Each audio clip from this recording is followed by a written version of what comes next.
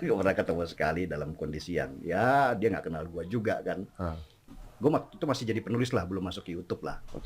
Dia cerita tentang peristiwa demo besar di 2016-2017. Tahu yang diceritakan apa? Dia bukan cerita membela siapa, tapi dia cerita gini. Kamu tahu nggak berapa dana yang dikeluarkan pemerintah hanya untuk memberikan pengamanan supaya demo itu tidak menjadi rusuh? Halo, berjumpa kembali di channel Redaksi Jurnal.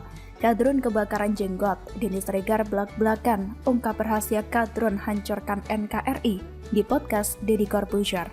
Ditulis oleh tim Redaksi Jurnal dari berbagai sumber. Pegiat media sosial Denny Sregar membocorkan curhatan Presiden Jokowi soal kegiatan FPI dan kawan-kawannya sewaktu bikin demo berjiri-jiri di Monas, Jakarta demi mengawal kasus penistaan Ahok saat itu. Demonstrasi akbar pada 2016 silam yang akhirnya direspon banyak media asing tersebut akhirnya membuat Ahok masuk bui. Walau tak membahas soal Ahok, Denny bilang pemerintah mengeluarkan banyak anggaran untuk itu. Gue waktu itu masih jadi penulis, belum masuk ke YouTube. Waktu itu kita diundang, Jokowi cerita tentang demo besar 212 dan 411 di 2016-2017. Dia, ini atau Pak Jokowi tidak cerita tentang membela siapa, tapi dia cerita gini. Kamu tahu nggak berapa dana yang dikeluarkan pemerintah hanya untuk mengamankan demo itu agar tidak rusuh? Kamu tahu nggak berapa dana yang dikeluarkan pemerintah hanya untuk memberikan pengamanan supaya demo itu tidak menjadi rusuh? 100 miliar rupiah sehari. Bayangkan dengan dana itu berapa puskesmas yang saya bangun, berapa jalan di daerah-daerah yang pedalaman yang bisa saya buat. Mendengar itu Denny pun langsung kaget, serasa tak percaya. Jokowi, kata Denny lagi, mengaku kalau dana itu bisa dipakai untuk membuat banyak puskesmas dan jalan di daerah pedalaman. Jokowi saat itu pun tidak habis pikir, mengapa orang-orang bikin demo sebesar itu. Dan ini terbuang untuk sesuatu yang tidak ada gunanya. Untuk apa sih lu demo? Daripada begitu, mendingan sama-sama bangun, duitnya ada. Om Denny pun sempat membahas era mantan Presiden SBY, yang tidak dia sukai bukan secara personal, akan tetapi dalam konsep pemerintahannya. Di era Presiden SBY yang menerapkan zero enemy, semua terlihat seakan damai, tentram, tak ada demo dari FPI atau HTI. Kenapa? Tentu saja karena kadrun di era SBY ini sengaja dipelihara. HTI yang berpaham khilafah dibiarkan tumbuh subur, masuk ke sekolah-sekolah, madrasah, bahkan di suatu saat bisa melakukan muktamar khilafah di Gelora Bung Karno, dan yang paling parah disiarkan oleh TV nasional, TVRI. HTI bisa saja hancurkan Indonesia jika dibiarkan hingga kini. Kita patut bersyukur Jokowi dan pemerintahannya gerak cepat menghadang HTI dan gerombolannya, juga FPI yang bercita-cita menjadikan NKRI sebagai negara agama dengan melarang seluruh aktivitas mereka dan membubarkan sekaligus menjadikannya sebagai organisasi terlarang. Denny Sregar pun menceritakan pada Deddy Corbuzier, HTI dan gerombolan radikalis di tahun 2012 bahkan bangga sekali dengan keberadaan ISIS. Mereka memuja ISIS dan seolah menjadikan mereka sebagai pimpinan. Menyebut di tangan ISIS maka kejayaan Islam ada di depan mata. Kemudian pada tahun 2013 kejadian luar biasa jahat terjadi di Cikesik, Banten. Kelompok Ahmadiyah diseret, dihabisi, ada polisi menyaksikan tapi tanpa seolah tidak bisa berbuat apa-apa. Dengan bangganya kejahatan dan kekejaman mereka, para radikalis ini direkam dan disebarkan di YouTube. Inilah yang juga menjadi salah satu alasan Denny Sregar berhenti menulis soal motivasi hidup dan lain-lain dan berubah haluan untuk menulis tentang mereka para radikalis. Tentu, sebuah tantangan keluar dari zona nyaman, tapi Denny Sregar tak akan berhenti untuk berjuang menunjukkan kebenaran. Denny Sregar pernah disomasi, diancam. Bahkan dulu saat Denny membahas soal cap enak-enak Bibip dan Firza, ada sampai 700 pengacara mensomasi dirinya. Tapi Denny tak gentar. Dia malah tantang untuk tambahi 300 jadi genap 1000. Gokil banget. Om Denny juga menjelaskan ini semua tentang uang, tentang kekuasaan. Banyak orang-orang bego yang dimanfaatkan, disetir tapi mereka tidak tahu sedang dimanfaatkan. Orang-orang bego yang dikorbankan di framing dengan memperjuangkan ideologi yang dibalut agama. It's all about power. Karena dengan power mereka bisa mendapatkan kekuasaan, menjadi pemimpin, harta, dan bahkan wanita. Begitu banyak cara-cara kadrun pecinta khilafah untuk menggait orang-orang bego untuk masuk menjadi bagian dari mereka. Kadrun mencuci otak atau brainwashing orang-orang bego itu seperti contohnya ada artis yang hijrah, kemudian soal jihad. Dan karena keterbatasan pengetahuan, jadi mereka-mereka ini gampang terpengaruhi. Tapi negara kita sudah kuat. Di dalam pemerintahan Jokowi, Indonesia akan mampu menghajar para kadrun koplak. Terbukti dengan HTI dan FPI dilarang aktivitasnya, sekali lagi Jokowi dan rakyat Indonesia menang. Sebenarnya masih banyak sekali hal-hal detail yang berkait tentang gerakan politik Jokowi soal menyelamatkan NKRI ini. Next video jangan sampai ketinggalan ya, Jurnalister.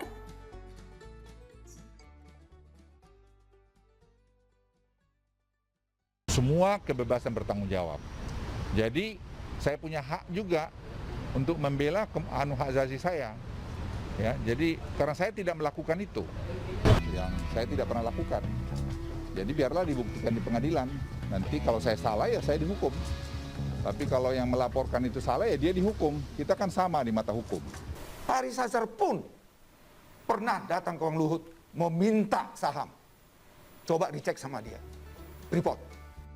Halo, berjumpa kembali di channel Redaksi Jurnal.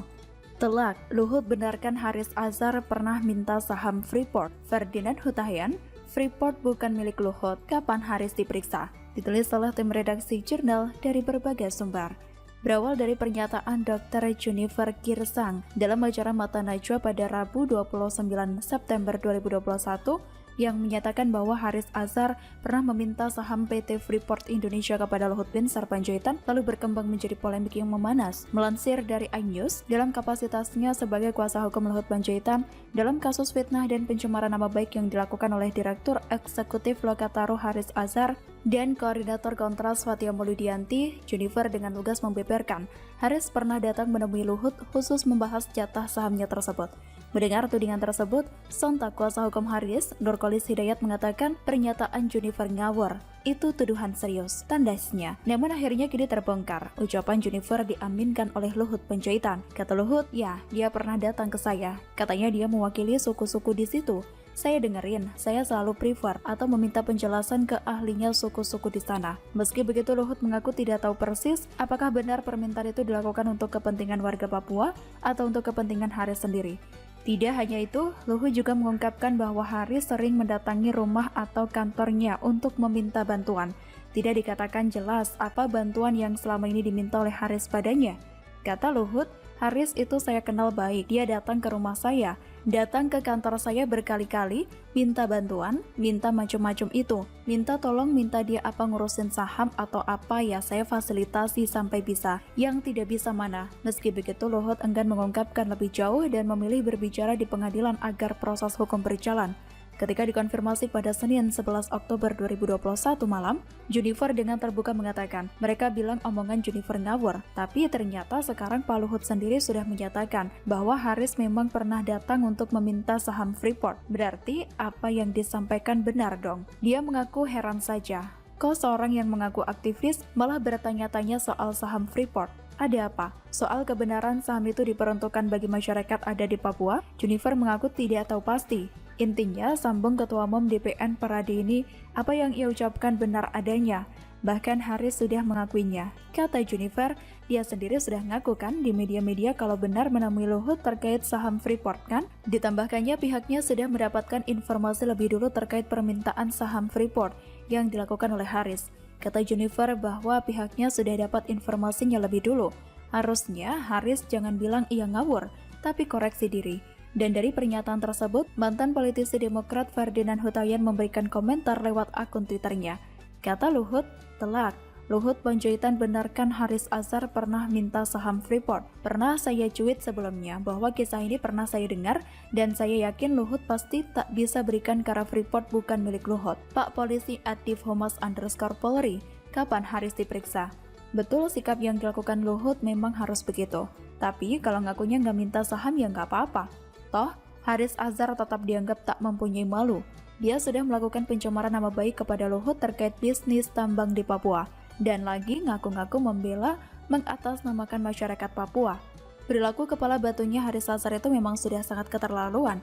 Banyak orang merasa dirinya paling benar dan paling suci akibat iri hati dan dengki dalam balutan intrik politik busuk. Sehingga mereka pun tanpa rasa takut melempar fitnah untuk menghancurkan hidup orang lain yang menjadi sasaran mereka dan ujung-ujungnya dilaporkan ke pihak polisi. Dalam mencari sensasi, Haris Azhar ini mirip sekali dengan Anies, tebar pesona sana-sini, tapi bila sudah ditanya apa alasan ia melakukan itu, ia berkilah, mencari alasan bahwa itu untuk kepentingan masyarakat dan HAM, dan yang paling menjijikan Haris Azhar ini mirip Pigai, mengatasnamakan perwakilan masyarakat Papua, bawa-bawa HAM lagi. Mau tak mau, kelicikan ini harus tetap dilawan dengan aturan yang berlaku. Salah tetap harus ditindak biar mereka sadar. Kelicikan tidak diberikan tempat layak di negara ini. Dan gugatan perdata 100 miliar rupiah kepada Haris Azhar akan disumbangkan Luhut kepada masyarakat Papua untuk membuktikan apa yang mereka tuduhkan itu tidak benar dan merupakan fitnah yang keji dan pencemaran nama baiknya dan keluarganya. Pembiaran terhadap perilaku fitnah dan pencemaran nama baik termasuk namun tak terbatas pada perilaku penyebaran berita bohong hanya akan membuat manusia korup terhadap nilai kemanusiaannya. Mereka akan melahirkan replika Tuhan mini di dalam diri mereka yang melebihi kekuasaan Tuhan yang asli untuk menghakimi hidup orang lain dengan cara yang keji. Ironisnya, di saat Tuhan yang asli senantiasa membuka ruang pertaubatan bagi umat manusia atas dosa-dosa yang diperbuat, para Tuhan mini itu justru lebih tertarik untuk menghancurkan hidup orang lain. Menurut saya, dalam mencari sensasi, Haris Azhar ini mirip sekali dengan Anies. Tebar pesona sana-sini, tapi bila sudah ditanya apa alasan ia melakukan itu, ia bergilah. Mencari alasan bahwa itu untuk kepentingan masyarakat dan HAM.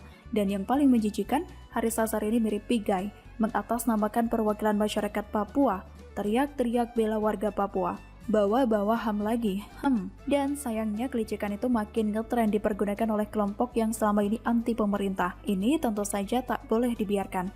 Mau tak mau, kelicikan ini harus tetap dilawan dengan aturan yang berlaku. Salah tetap harus ditindak biar mereka sadar. Kelicikan tidak diberikan tempat layak di negara ini. Begitulah kura-kura.